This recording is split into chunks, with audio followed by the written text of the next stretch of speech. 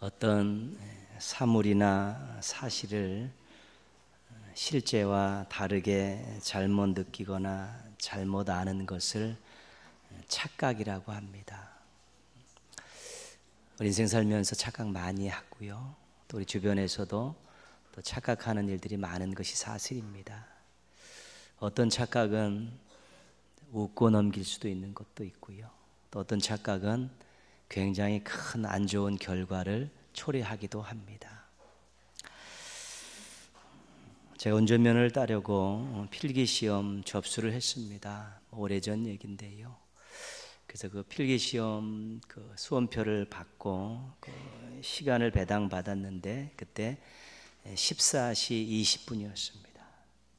근데 제가 그 당일날 몇 시에 시험장을 갔냐면 4시 20분에 갔습니다. 갔는데 그 시간에 시험이 없습니다. 자세히 봤더니 14시 20분 이렇게 됐죠. 그래서 왜 그렇게 생각했는지 모르겠습니다. 순간적으로 그렇게 보인 것이죠. 이런 착각은 그냥 사람들과 이야기하며 웃을 수 있는 가벼운 착각입니다. 자기가 잘나서 자기 힘으로 큰 줄 아는 자식들의 착각도 있습니다. 부모님들의 입장에서는 너도 커서 자식 낳아 길러봐라 이런 생각을 하시면서 그냥 이해하시지요. 시간이 지나면 해결되는 애교성 착각입니다. 봐줄 수 있는 것이죠. 자기 혼자 나라를 이끌어가고 국민들을 마음대로 할 수 있다는 지도자의 착각도 있습니다. 이것은 나라의 미래와 국민들의 행복을 짓밟는 불행을 가져올 수 있습니다. 이것은 오만이라는 이름을 붙일 수 있는 폭력성 착각입니다. 해서는 안 될 착각이죠. 더 심각하고 더 비참한 착각도 있습니다. 그것은 예수님 이외에 다른 것으로 구원을 받을 수 있다라는 착각입니다. 무신론, 다른 종교들, 사상들, 이단들 모두가 다 이런 착각 속에 살고 있습니다. 근데 이 착각은 이생뿐 아니라 내세까지 악영향을 미치는 멸망성 착각입니다. 불쌍한 것이죠.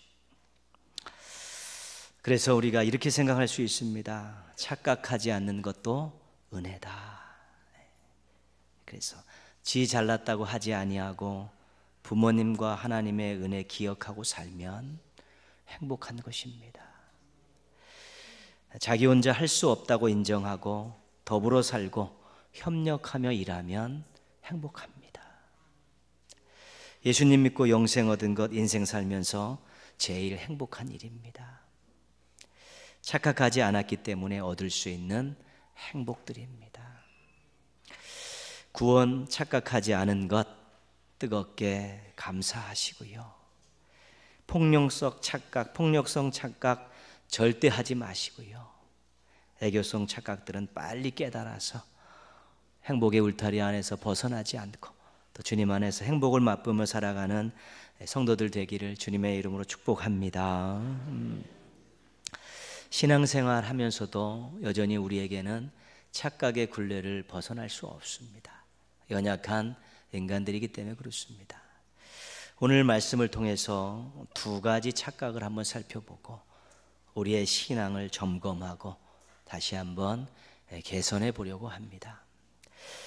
오늘 말씀은 사사시대 끝자락에 있었던 사건입니다. 마지막 사사라고 할 수 있는 사무엘이 적극적으로 활동하고 있던 그런 시대입니다. 당시의 제사장은 엘리였습니다. 여호수아가 이끄는 이스라엘 백성들이 요단강을 건너 가나안을 정복했습니다. 그때 정복하지 않았던 땅이 있는데 여러 군데 있지만 대표적인 것은 서쪽 지방 해안가에 있는 평화지대입니다. 그 지역에 누가 살고 있었냐면 블레셋이 살고 있었습니다. 블레셋은 이스라엘 역사에 항상 등장하는 가시 같은 존재입니다. 지도상으로 봐도 옆구리에 딱 붙어가지고 항상 이스라엘을 위협하고 괴롭히고 했던 나라가 이 블레셋입니다. 근데 이 시대도 여전히 블레셋이 활동을 하고 있었고 강대국의 면모들을 준비하고 있었습니다. 근데 이 블레셋과 이스라엘이 한판 붙었습니다. 근데 이스라엘이 4천 명의 병사를 잃으면서 패배했습니다. 패배해서 진영으로 돌아와서 작전 회의가 열렸습니다. 작전 회의를 열으면서 한 가지 작전을 결정을 했습니다. 3절 말씀에 보시면 어떤 작전을 결정했는가가 내용이 나오는데요. 백성이 진영으로 돌아오매 이스라엘 장로들이 이르되 여호와께서 어찌하여 우리에게 오늘 블레셋 사람들 앞에 패하게 하셨는고 여호와의 언약궤를 실로에서 우리에게 가져다가 우리 중에 있게 하여 그곳으로 우리를 우리 원수들의 손에서 구원하게 하자. 그 작전은 언약궤 이동 작전입니다.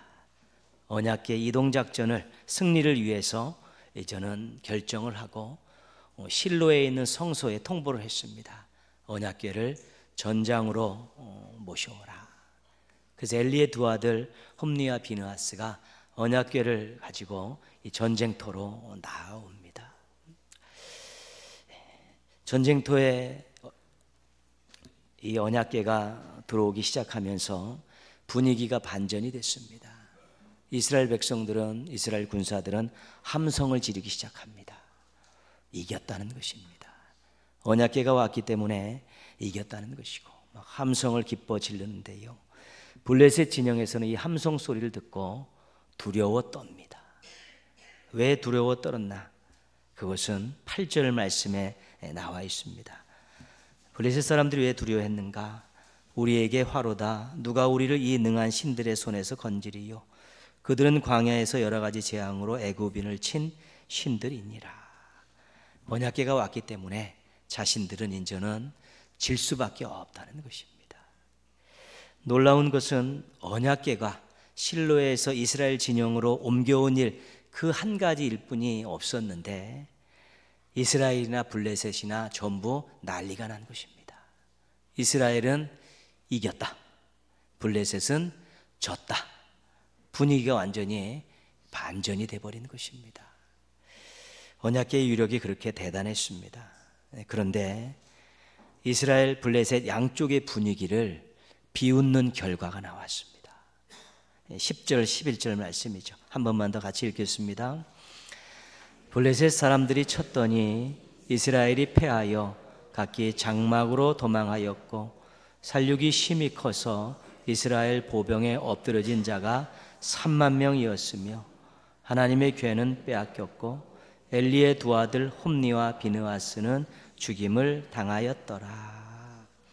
어떤 일이 일어났냐면 언약궤를 가지고 있던 이스라엘은 패했고 언약궤를 두려워했던 블레셋이 승리를 한 것입니다. 이스라엘은 승리를 확신했던 언약궤를 빼앗겼고 블레셋은 두려워했던 언약궤를 빼앗은 것입니다. 언약궤가 이스라엘의 승리를 안겨주지 않았고 언약궤가 블레셋을 패배시키지 않았다는 것입니다. 이스라엘 병사들이 생각했던 것과 정반대의 일이 일어났고 블레셋 사람들이 생각하고 블레셋 병사들이 생각했던 것과 또 반대의 일이 일어난 것입니다. 무엇이 문제였을까요? 왜 이런 일이 일어났을까요? 그것은 바로 이스라엘의 착각에 있었습니다. 이스라엘이 착각한 것이 있었습니다. 하나님께서 성막을 만들어 주신 이유는 내가 너희 가운데 함께 있다, 이 증거로 만들어 주신 것입니다. 그래서 그들이 자신의 텐트를 딱 열고 나와서 딱 보면 중앙에 이렇게 성막이 서 있죠. 하나님이 우리의 가운데 함께 하시는구나, 우리를 보호하시는구나, 우리를 인도하시는구나, 그것을 확신하게 된 것입니다. 그리고 그 성막 지성소 안에 언약궤를 제작해서 만들어 놓았는데 그 언약궤 위에 시은좌라고 하는 그곳에 하나님이 임재하신다고 믿은 것입니다. 성막이나 언약궤나 모두가 다 하나님이 우리와 함께 하시고 하나님이 우리 가운데 임재하신다는 것을 상징적으로 보여주기 위해서 만들어 놓은 것입니다. 근데 이스라엘이 자기들의 생각대로 하나님께서 따라와 줄 것이라고 착각한 것입니다. 무슨 말씀이냐면 언약궤를 가지고 오면 하나님도 따라오신다고 생각한 것입니다. 언약궤만 있으면 하나님이 따라오셔서 우리를 도우실 거라고 그렇게 생각한 것입니다. 그렇기 때문에 언약궤를 이동하고 나서 승리를 확신했고 언약궤가 진영 안으로 돌아올 때 함성을 지른 것입니다. 그것이 바로 착각이었다는 것입니다. 에스겔서 1장에 보면 하나님의 보좌가 상징적인 모습으로 설명이 되어 있습니다. 이것은 도저히 이해할 수 없는 것입니다. 큰 단쇠 같은 것, 막 쇠를 갈아가지고 맑게 만든 그 단쇠 같은 그 안에 내 날개를 가지고 내 얼굴을 가진 네 생물이 그 안에 들어가 있습니다. 그리고 그것들이 서로 연결이 되어서 이렇게 한꺼번에 이렇게 움직입니다. 근데 그 밑에 뭐가 달려 있냐면 바퀴가 달려 있습니다. 바퀴의 의미는 뭐냐면 하나님께서 원하시는 대로 가신다는 것입니다. 당신 뜻대로 움직이신다는 것입니다. 누구의 명령에 의해서 움직이는 것이 아니라 누구의 제재에 의해서 멈출 수 없다는 것입니다. 하나님 원하시는 대로 하나님 뜻대로 자유자재로 움직이시는 분이라는 것이 그 바퀴에 달려있는 그런 의미라는 것입니다. 이스라엘은 자기들 마음대로 하나님을 조정할 수 있다는 착각 때문에 쓴 패배를 맛보게 된 것입니다. 언약궤 갖고 왔으니까 하나님 오실 것이다. 언약궤 있으니까 하나님이 우리를 위해 싸워주실 것이다. 그렇게 생각한 것이죠. 그들이 정말 이 패배의 아픔을 가지고 해야 될 일은 언약궤를 가지고 오는 것이 아니라 언약궤에 임재하신 하나님께 뜻을 묻고 간구하는 것입니다. 그런데 하나님께 뜻을 묻고 간구하지 않고 언약궤를 가져오면 하나님도 따라오실 것이라는, 자신의 생각대로 하나님께서 움직이실 것이라는 그런 착각 때문에 이런 쓴 패배를 맛볼 수밖에 없었다는 것입니다. 하나님은 우리의 주인이십니다. 우리는 종입니다. 하나님은 우리의 왕이십니다. 우리는 하나님의 신하이고 백성입니다. 우리가 하나님을 명령하는 것이 아니라 하나님께서 우리에게 명령하시는 것입니다. 하나님이 우리의 뜻에 맞추시는 것이 아니라 우리가 하나님의 뜻에 맞춰야 되는 것입니다. 그것이 건강한 신앙입니다. 하나님이 내 생각대로 내 마음대로 움직이시고 따라와 주실 것이라고 생각하는 것만큼 큰 착각은 없습니다. 내가 하나님의 뜻대로 맞춰드리고 하나님의 뜻에 순종한다는 것이 바로 올바른 신앙인 것입니다. 자기가 생각으로 만들어내는 신도 있습니다. 이래야 된다는 것입니다. 복을 주시되 힘든 명령은 하지 않으시는 신이어야 된다는 것입니다. 자기 마음대로 조정할 수 있는 신이라는 것입니다. 자기 생각으로 신을 만들어 놓고 신은 나에게 복만 주시고 어려운 명령은 하지 않으시고 내가 언제든지 요구할 때는 언제든지 거기에 따라와 줘야 된다는 그런 신의 개념을 가지고 있는 것입니다. 이런 신은 무속신앙과 기복신앙에 등장하는 신입니다. 건강하지 못한 곳에서 섬기는 신이 바로 이런 신입니다. 우리 하나님은 우리를 만드시고 우리를 인격적으로 대우하시는 신이십니다. 우리 하나님은 우리의 잘못을 깨닫게 하시고 고치게 하시는 신이십니다. 우리 하나님은 우리가 인간답게 살도록 의무와 책임을 강조하시고 명령하시는 신입니다.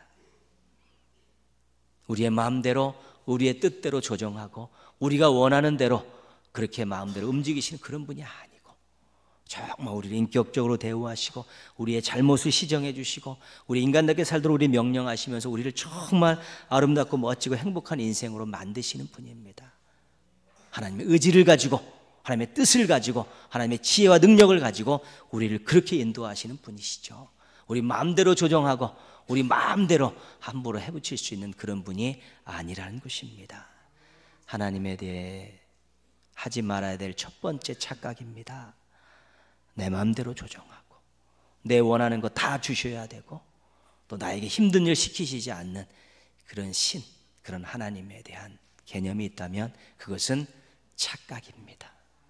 그 착각을 하지 않을 때 우리가 겸손하게 하나님을 섬길 수 있고요, 하나님의 뜻에 순종하며 받들 수 있게 되는 것입니다.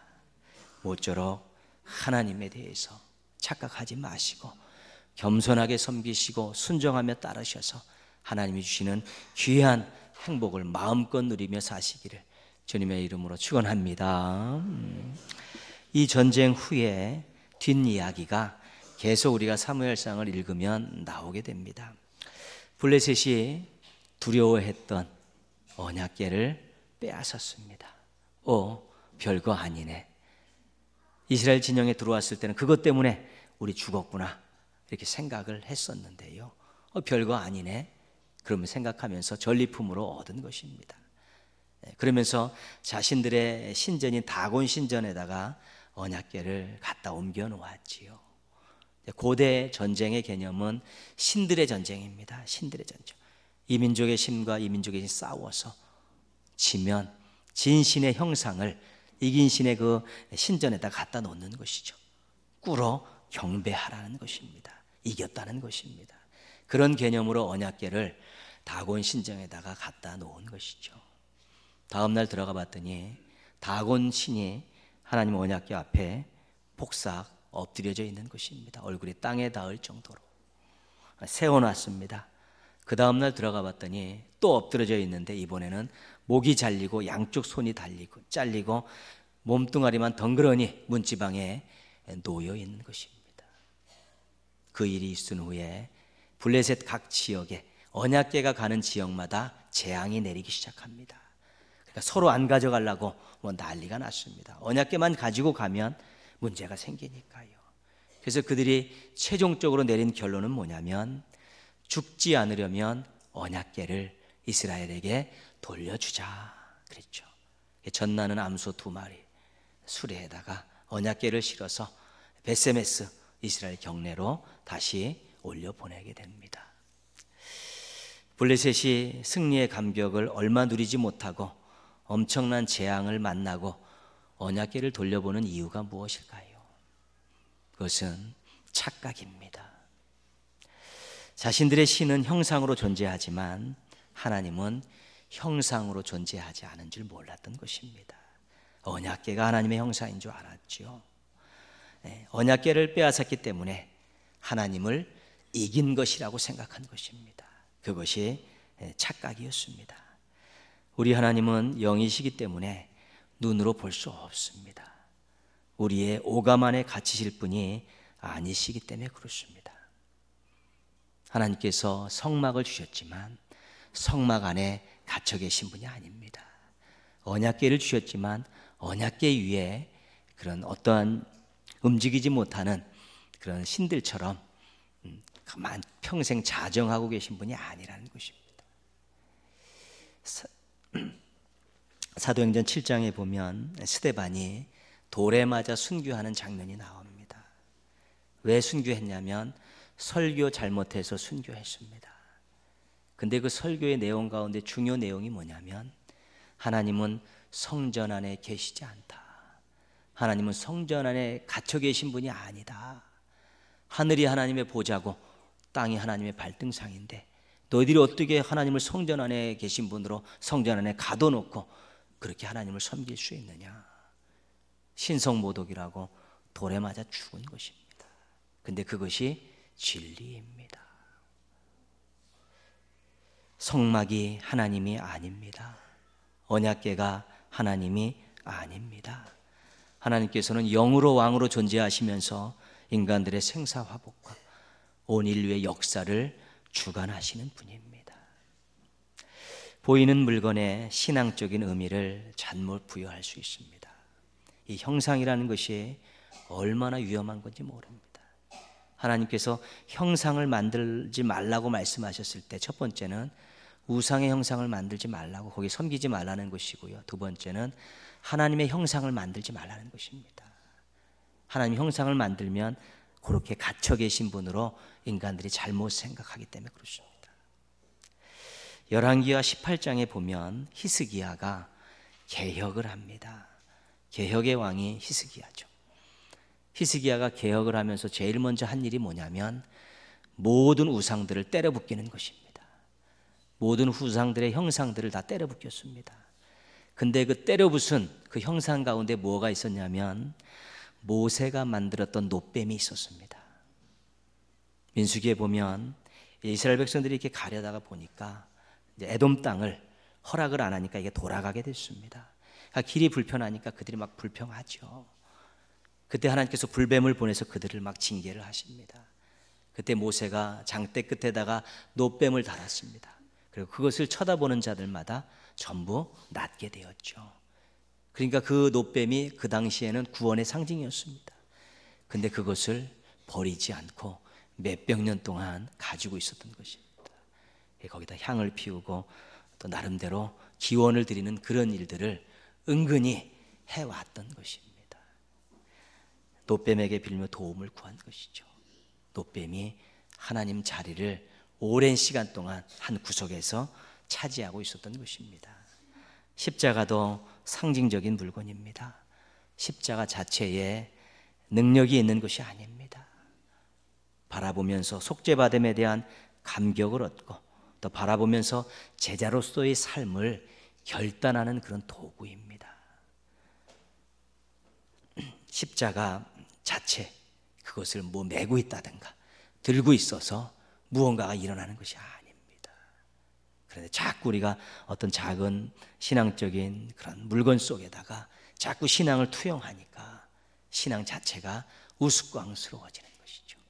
뭐 신비한 물 있다고 하면 바가지 들고 가서 밤새도록 서 있다가 그거 뭐시고 은혜의 물이라고 마시고 낫네 안 낫네 그러고요. 무슨 가루 있다고 그러면 쫓아가서 그 가루 얻어다가 그렇지 않습니다. 모든 물질은 다 물질입니다.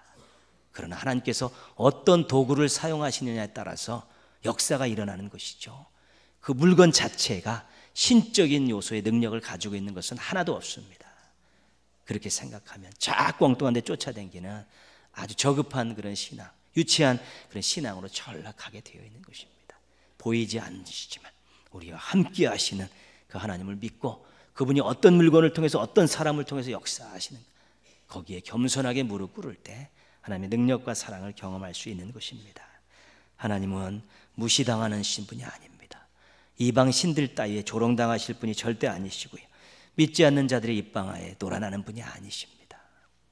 창조주이시며 심판주이십니다. 온 우주 만물을 만드시고 역사의 마지막 때 모든 것들을 심판하실 위대하신 하나님이고 왕이신 하나님, 주인이신 하나님이십니다. 감히 하나님 앞에 그 어떤 것들이 들이대며 항명하고 대적하는 일은 웃기지도 않은 일입니다. 세상이 아무리 악해져도 하나님의 심판 아래에 있습니다. 사람들이 아무리 사악하고 악랄해져도 결국 하나님 앞에 무릎을 꿇을 수밖에 없는 것입니다. 아무리 강대국들이 설쳐도 하나님께서 역사를 주관해 가시는 것입니다. 교회는 무너져도 하나님은 건재하십니다.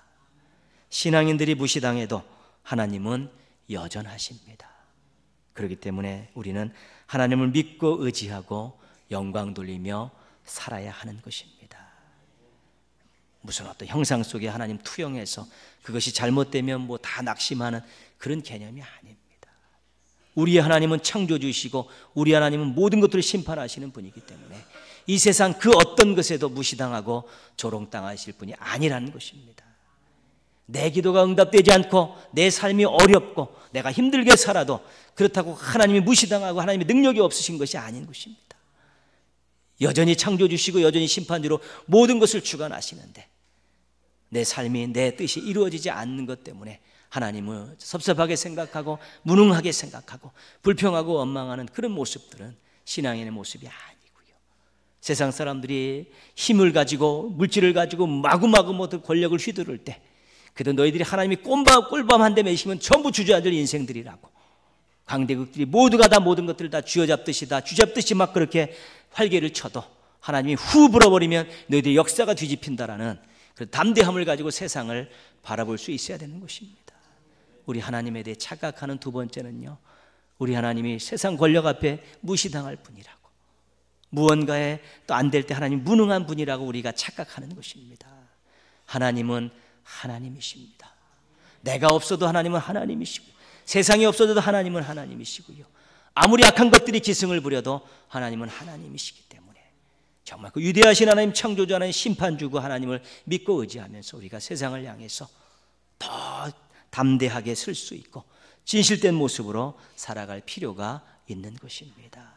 그렇게 돼야만이 우리 신앙의 삶을 통해, 태도를 통해 하나님의 위대하심을 우리가 증거할 수 있게 되는 것입니다. 이런 착각 저런 착각이 있습니다. 웃고 넘어가는 착각할 수 있고, 애교성 있는 착각할 수도 있고요. 그러나 폭력적인 착각은 우리가 하지 말아야 되고요. 정말 중요한 것, 착각하지 말아야 될 것, 하나님에 대한 것입니다. 첫 번째 착각, 하나님 내 마음대로 조정할 수 있다는 착각. 두 번째, 하나님께서 행여 무능하신, 그렇게 생각하는 착각들. 이 착각은 절대 하지 말아야 되는 것입니다. 나는 하나님 뜻대로 살고 하나님 명령하시면 순종하며 살겠습니다. 하나님은 위대하신 창조주, 심판주이기 때문에 나는 하나님을 믿고 의지하는 날 세상을 향해서 담대하고 당당하게 살겠습니다. 이 두 가지 마음만 잘 품으시면 하나님 제대로 믿고 섬기시는 것입니다. 하나님 우리에게 그런 존재입니다. 우리를 행복하시게 하기 위해서 우리에게 명령하시는 하나님, 이 세상 모든 것들의 주인이시고 주관하시는 그 하나님 기억하시면서 겸손하게 순종하며 사시고 또 당당하게 사시는 멋진 신앙인들 되시기를 주님의 이름으로 축원합니다. 기도하겠습니다.